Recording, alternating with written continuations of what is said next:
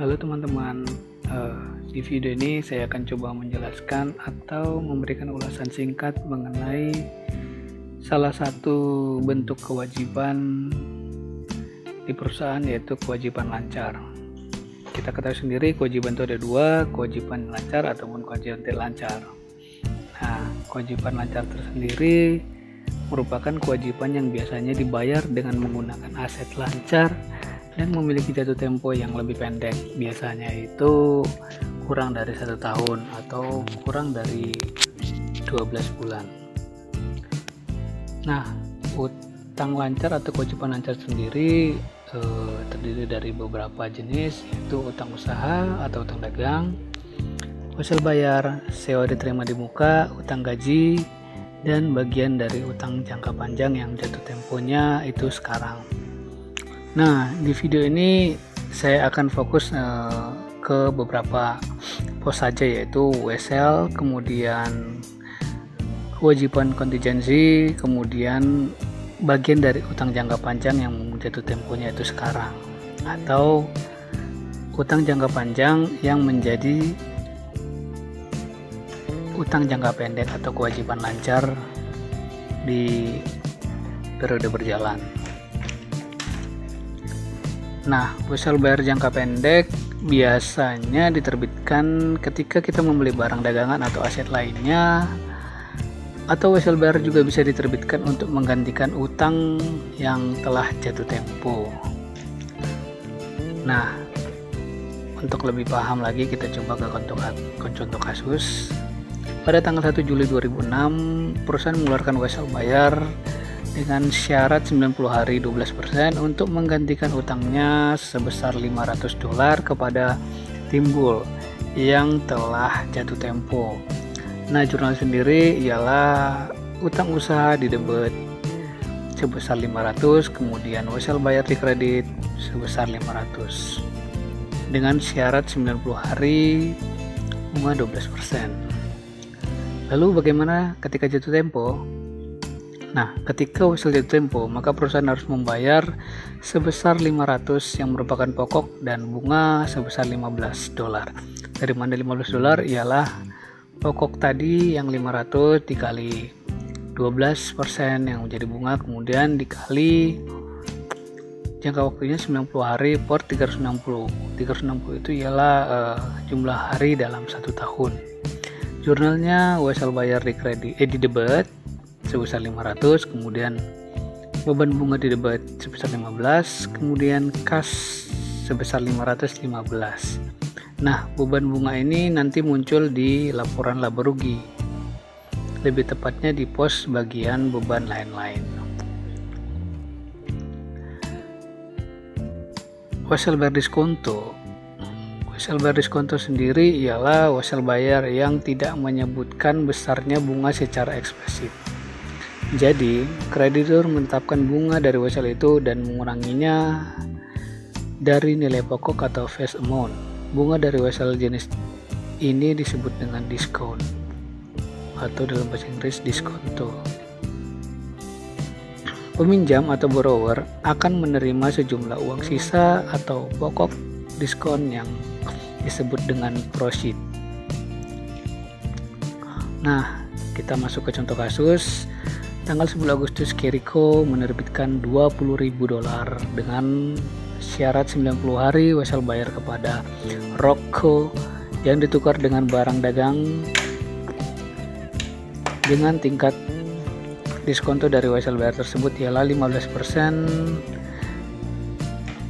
Tanggal 8 November, Keriko melunasi wesel bayarnya.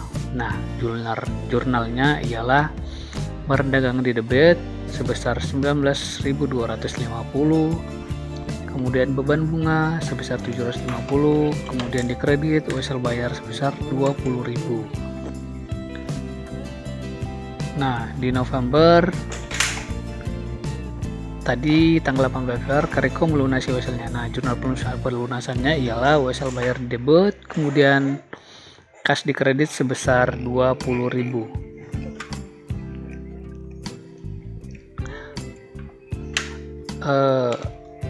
Kemudian yang tadi yang kewajiban lancar dari utang jangka panjang. Pembayaran kewajiban panjang ini biasanya dilakukan secara periodik, yang dikenal dengan cicilan atau installment setiap periodenya. Cicilan jangka panjang yang akan jatuh tempo kurang dari 1 tahun atau 12 bulan. Nah, itu harus diklasifikasikan kembali sebagai kewajiban lancar sehingga bisa disisihkan. Kita masuk ke contoh kasus, misalnya ada hutang jangka panjang selama 4 tahun yang akan dibayar setiap tahunnya. Itu tahun pertama itu 2003 sebesar 710, kemudian tahun 2004 722, tahun 2005 itu 735.000, tahun 2006 itu 748.000, totalnya itu 2.915.000. Nah, terus yang mana dijadikan kewajiban lancar? Nah, pada tanggal 30 September 2002, hutang yang nilai senilai 710 akan diklasifikasikan atau dimasukkan menjadi kewajiban lancar. Terus kewajiban tetapnya akan berkurang sebesar 710. Begitu teman-teman. Kemudian kita masuk ke kewajiban kontingensi. Kewajiban kontingensi ialah kewajiban yang muncul jika peristiwa tertentu akan terjadi di masa depan. Nah, contoh dari kewajiban ini ialah garansi produk. Bagaimana perlakuan akuntansinya? Ada dibagi dua, probable atau possible. Yang pertama probable. Probable sendiri ialah kemungkinan terjadinya itu sangat besar dan juga dapat diestimasi. Nah, ketika itu dapat diestimasi, maka perlakuannya dicatat sebagai kewajiban saat itu juga. Namun jika besarnya tidak dapat diestimasi, maka hanya perlu diungkapkan dalam catatan atas laporan keuangan. Nah, kondisi kedua ialah possible. Kemungkinannya terjadinya tidak dapat dipastikan, maka hanya perlu diungkapkan di catatan atas laporan keuangan. Nah, saya akan kasih ilustrasi sedikit dalam bentuk tabel bagaimana perlakuan akuntansi dari kewajiban kontingensi tadi. Dibagi dua, probable dan possible. Jika probable kemungkinannya terjadinya lebih besar, kemudian dapat diestimasi, maka dia akan dicatat di dalam laporan keuangan atau balance sheet. Dan jika tidak dapat estimasi, maka hanya diungkapkan sendiri, itu diungkapkan di catatan atas laporan keuangan. Nah, jika possible, kondisi kedua, maka langsung diungkapkan saja di catatan atas laporan keuangan. Oke teman-teman, sampai di sini dulu videonya. Semoga teman-teman bisa mendapatkan ilmu dari pemaparan saya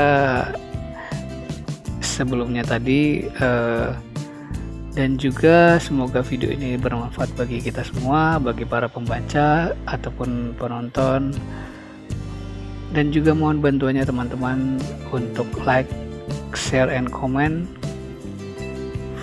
channel saya supaya channelnya bisa terus berkembang dan bisa menginspirasi ataupun memberikan edukasi bagi subscriber. Terima kasih.